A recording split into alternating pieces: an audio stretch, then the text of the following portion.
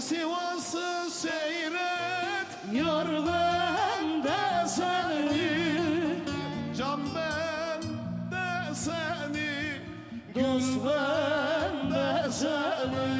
Vay vay. Vay Sivas'a gelsin vay can.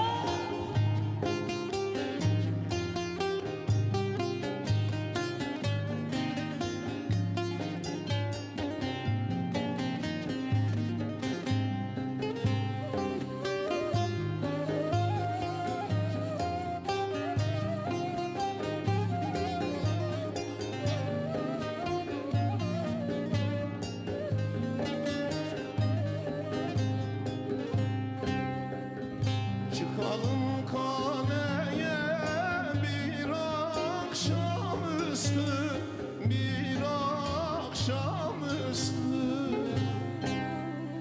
Sen Sivas'ı seyret, yar bende seni, dost bende seni.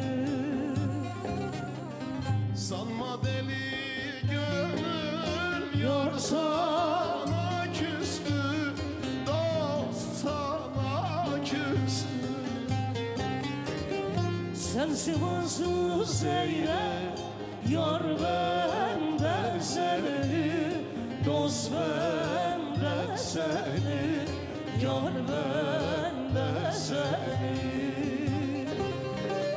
Sen Sivas'ı seyret, yar bende seni, dost bende seni, can bende seni. Vay be, vay be, vay.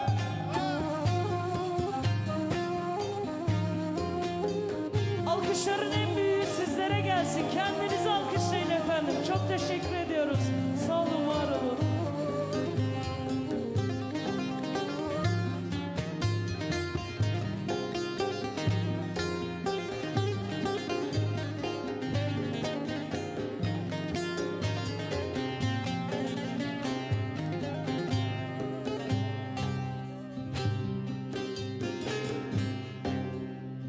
Yıllardır hasretin o gül yüzüne, o gül yüzüne.